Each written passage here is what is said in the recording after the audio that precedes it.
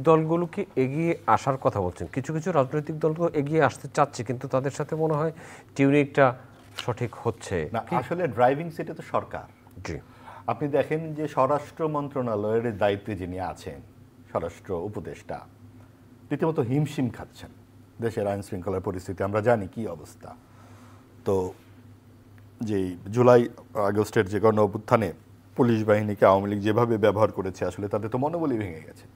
তো সেই পুলিশ বাহিনীর মনোবলটাকে জাগিয়ে নিয়ে দেশের আইন শৃঙ্খলা পরিস্থিতিটাকে স্বাভাবিক করাটা একটা খুব বড় একটা কঠিন কাজ। তো এই কঠিন কাজে নিয়োজিত এই ব্যক্তিকে আবার কৃষি মন্ত্রণালয়ের উপদেষ্টাও বানানো হয়েছে। আপনি দেখেন যে এই সরকারের এমন কয়েকজন উপদেষ্টা আছে যাদের প্রত্যেকের ৩-৪টি করে মন্ত্রণালয়। তাহলে আসলে প্রায়োরিটিটা কি সরকারের? কৃষি প্রায়োরিটি নয়। আমাদের দেশটা তো ঠিকই আছে কৃষির উপরে। আমাদের আইন শৃঙ্খলা কি প্রায়োরিটি নয়? হ্যাঁ, চেষ্টা করছেন, নানান রকম কথা বলছেন, নানানভাবে কথা বলছেন, এবং আমরা দেখছি যে লাগাতার মামলা দেওয়া হচ্ছে।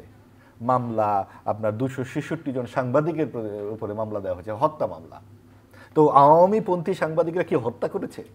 তারা হয়তো উস্কানি দিয়েছে, স্বৈরাচারকে উস্কে দিয়েছে। তো উস্কে দেওয়ার মামলায় দেওয়া তো যথেষ্ট ছিল। তাদেরকে আপনি মামলা দেন, তাদেরকে যেই মামলাতে আপনি সেই অপরাধে আপনি মামলা দেন। আজকে যে পরিস্থিতি হচ্ছে সেখানে কি অনেকেই আমরা উস্কানিমূলক আচরণ দেখছি না? আপনি দেখেন যে এই যে শিল্পীদেরকে যেভাবে গ্রেপ্তার করা হচ্ছে, আপনি দাগী আসামিদেরকে ছেড়ে দেবেন। আপনি 5ই আগস্টের পরে তো একেবারে মুক্ত হয়ে গেলেন সব দাগী আসামিরা, আর ধরা পড়তে লাগলেন শিল্পী কুশলীরা। এবং যে ভাষায় একজন আইনজীবী শিল্পী কুশলীদেরকে বললেন নর্তকী, এগুলা কি কোনো ভদ্র মানুষের কথা বলেন? একজন অভিনয় করেছেন একটি চরিত্রে, তাকে এই অপরাধে আপনি গ্রেপ্তার করে নিয়ে যাবেন? তাহলে আগামীতে কেউ অভিনয় করবে না? আগামীতেও তো অভিনয় করবেন। তো বিষয়টা হচ্ছে যে সরকারকে একটা স্থিতিশীলতা তৈরি করতে হবে এবং সকলের জন্য বিশ্বাস থাকে, প্রত্যেকের সমান অধিকার থাকবে। এইটা খুব গুরুত্বপূর্ণ। এই অধিকারের জন্যই কিন্তু এত কিছু হলো। রোহিঙ্গাদের অধিকারের জন্য জুলাই আগস্টের বিপ্লব ঘটেনি, গণঅভ্যুত্থান ঘটেনি। এই দেশের মানুষের অধিকার নিশ্চিত করবার জন্যই এই বিপ্লব, এই গণঅভ্যুত্থান, যাই বলেন না কেন। এবং সেটা এই 15 বছরের ভোটহীন একটা পরিস্থিতির মধ্যে থেকে সকলের সম্মিলিত প্রতিবাদ রাস্তায় আপনারা নেমে এসেছে। আমরা জীবদ্দশায় দেখেছি মানুষের কি জাগরণ। তো সেটার প্রতি কি সরকার সম্মান দেখাবেন না?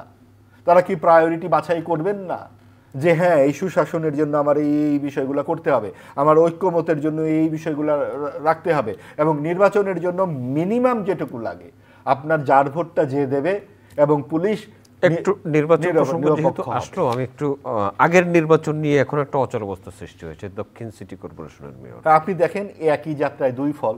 আপনি চিটাগাংয়ে দিয়ে দিতে পারলেন, আপনি ঢাকায় দেবেন না কেন? ঢাকা গুরুত্বপূর্ণ শহর দেখে। এবং আপনি ঢাকায় বিএনপিকে ওই আসনটি ছেড়ে দিচ্ছেন না, এরকম ব্যাপার। এই পরিষ্কার পুরো ব্যাপারটির মধ্যে কেমন যেন একটা তালগোল পাকিয়ে ফেলছে সরকার। আপনি ইশরাক বিষয়ে যেই সিদ্ধান্তটি সরকার নিতে যাচ্ছে, তাহলে তো চট্টগ্রামের ব্যাপারেও তাদের একই সিদ্ধান্ত নেওয়া দরকার ছিল। বা বিষয়গুলো এরকমভাবে 4 দিন ধরে ঝুলিয়ে রাখবার কি আছে? 6 দিন হলো। তো আসলে পুরো ব্যাপারটির মধ্যে সরকার তার প্রায়োরিটি এবং নৈর্ব্যক্তিকতা হারাচ্ছে। সরকার কি এনসিপি সরকার? সরকার কি আগামীতে এই তরুণ ছাত্ররা যাতে ভোটে জিততে পারে তার ব্যবস্থা করতে চাচ্ছেন? এটা তো সম্ভব না। তাকে অবশ্যই সেটা ছেড়ে আসতে হবে। এটা আওয়ামী লীগ যেভাবে পারেনি এভাবে যেন তেন নির্বাচন করতে, এটা ভবিষ্যতেও তো কেউ পারবে না। এটা তো হয় না।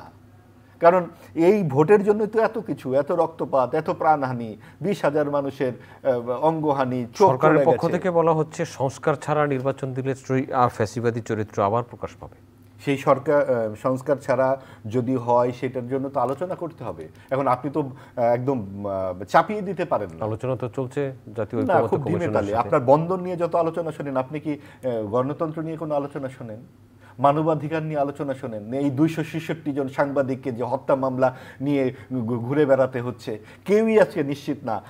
আপনার আমার ব্যাপারেও একটা মামলা দিয়ে দিতে পারেন। আমি আপনাকে পছন্দ করি না, আমি একটা মামলা দিলাম, আমি হয়তো আপনাকে চিনিও না। যারা মামলাগুলো দিচ্ছে তারা চেনেও না এই সব লোকজনকে, তারপরেও কিন্তু মামলা হচ্ছে। এবং সরকারের পক্ষ থেকে বলা হলো গ্রেপ্তার করা হবে না, তারপরেও গ্রেপ্তার হচ্ছে। তখন স্বরাষ্ট্রমন্ত্রী বললেন কি, ছেড়ে দিলে বলবেন ছেড়ে দিয়েছি, এই জন্য গ্রেপ্তার করেছি। আবার 1 রাতের মধ্যে ছেড়ে দিলেন। তার মানে তারা তো কোনো সিদ্ধান্তে থাকতে পারছেন না। এই জায়গাগুলো তো আইনের ব্যাপারে যদি আমরা কোনো স্পষ্ট জায়গায় অবস্থান না করি, আইন আদালত যদি মানুষের কথায় ওঠানামা করে, তাহলে কিন্তু দেশের খুব বিপদ। আমি কার কাছে যাব বলেন? আমার সহায় কে হবে? আইনই তো আমার সহায়, আপনার সহায় আইন, এবং আইন সঠিকভাবে প্রয়োগ করবার দায়িত্ব সরকারের। এই সরকার সেই কারণে এখানে এসছেন। আপনি যত দ্রুততা সম্ভব একটা নির্বাচনের দিকে যান। আপনি যদি সংস্কার, মৌলিক সংস্কারে একমত না হয়, আপনি কি চিরকাল থেকে যাবেন? আপনি এই বন্দর আর এই করিডোর, সেন্ট মার্টিন নাকি 46 সালে ডুবে যাবে, এই জন্য 2 মাস করে যেতে দিচ্ছে, জানুয়ারি আর ফেব্রুয়ারি বা ডিসেম্বর জানুয়ারি, আর কিন্তু যেতে দিচ্ছে না। এটাই কি কারণ? তাই তো শুনি ডুবে যাচ্ছে, প্রবাল নাকি ডুবে যাচ্ছে, মানুষ যে রাস্তায় হাঁটতে পারছে না আপনার ঢাকা শহরে, তাহলে আপনি কি মানুষদেরকে নিয়ন্ত্রণ করবার জন্য বিদেশি সৈন্যটন্য আনবেন নাকি? তা তো হবে না। আমাদের সব জিনিসপত্রই তো দিয়ে আমাদেরকে মোকাবেলা করতে হবে পরিস্থিতিগুলো। তাহলে সেইখানে আমাদের যেটা ঢাক গুড়গুড়, যেটা শেখ হাসিনা বলেছিলেন, আপনার মনে আছে সেন্ট মার্টিন নিয়ে, যে আমি দিতে চাই না, দেখে আমি থাকতে পারি না। বিদেশি সৈন্য বলতে কি কিছু ইঙ্গিত করেছেন আপনি? আমি বলতে চাচ্ছি যে এই যে করিডোর বলেন, বন্দর বলেন, এখানে তো বিভিন্ন ধরনের দেশীয় নানান তৎপরতা থাকবেই। নইলে করিডোর কেন? করিডোর কি আমরা রোহিঙ্গাদের জন্য?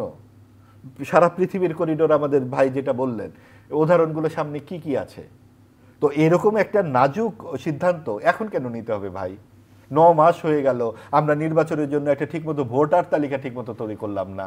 আমরা কি একদিনে ভোট করব, না পুরো বাংলাদেশটাকে আমরা 5 ভাগে ভাগ করব যাতে ভালোভাবে ভোট করা যায়? সেগুলো নিয়েও কথা বললাম না। আমরা সংস্কারের প্রশ্নে, ঠিক আছে বিএনপি বড় দল, তারা যদি রাজি না হয়, কতদূর রাজি না হবে সেটা নিয়েও তো আলাপ করতে হবে। বিএনপিকে তো আপনি জোর করে বলতে পারবেন না, না আপনার অমুক নেতা আপনাকে সরাই দিতে হবে। এটা তো হয় না কোনো রাজনৈতিক দলে। পৃথিবীর কোথাও হয়েছে রাজনৈতিক দলকে জোর করা গেছে? আপনি হয়তো চাইতে পারেন এবং তার বিরুদ্ধে আপনি ভোট দিতে পারেন, এবং সেই জায়গাগুলো আমাদেরকে ক্লিয়ার করতে হবে। আপনি আওয়ামী লীগকে নিষিদ্ধ করলেন এই হত্যার কারণে, যেটা মানবাধিকার বিরোধী হত্যা। আপনি জামাতকে কেন এত প্রশ্রয় দিচ্ছেন? আপনি জামাতের সাথে লাগাতার বৈঠক করে যাচ্ছেন। জামাতের গণহত্যার নিয়ে আপনার প্রশ্ন নাই? তাদেরকে আপনার শাস্তি দিতে হবে না? তাদের তো অনেক বড় হত্যার অভিযোগ তাদের বিরুদ্ধে, দেশের মুক্তিযুদ্ধের বিরুদ্ধে তারা দাঁড়িয়েছে। কাজেই তাদের ব্যাপারে তো একটা স্পষ্ট অবস্থান তো নিতে হবে। আপনি সেটা না নিয়ে শুধু আওয়ামী লীগের ব্যাপারে নিলে এইটা পরবর্তীতে কি খুব বেশি গ্রহণযোগ্য হবে এই সিদ্ধান্তগুলো? আওয়ামী লীগ যে দুরাচার করেছে, আওয়ামী লীগ যে অত্যাচার করেছে, এতে তো মানে বুদ্ধিমান কেউ আপত্তি করবে না। অবশ্যই তাদের আপনি বিচার করেন। তারা 1400-600 মতো জাতিসংঘের হিসাব অনুযায়ী মেরেছে মানুষ। আর জামাত কি করেছে 1971-এ? তো সেই ক্ষেত্রে আমাদের সব জায়গায় এক যাত্রা হতে হবে। এবং আপনার এই যে এখন এখানে কাপ আছে, হ্যাঁ, আপনি আমাদের চা দেবেন, আপনি এখানেই দিতে পারেন। আপনি যাবেন করিডোর থেকে কাপ নিয়ে এসে আমাদের চা দিতে যাবেন? আপনি এখানেই তো সমস্যা অনেক, চা নাই, এই নাই, খাবার দাবার নাই, এখানেই আপনি ঠিকঠাক করেন। আমাদের গণতন্ত্র নাই, আমাদের সুশাসন নাই, আমাদের নিরাপত্তাহীনতার মধ্যে আমাদের যে যাকে পছন্দ করে না আমরা কেস করে দিচ্ছি, মামলা করে দিচ্ছি, এলোপাথারিভাবে গ্রেফতার হচ্ছে, এবং কাউকে আমরা ছেড়ে দিচ্ছি, কাউকে আমরা ধরছি।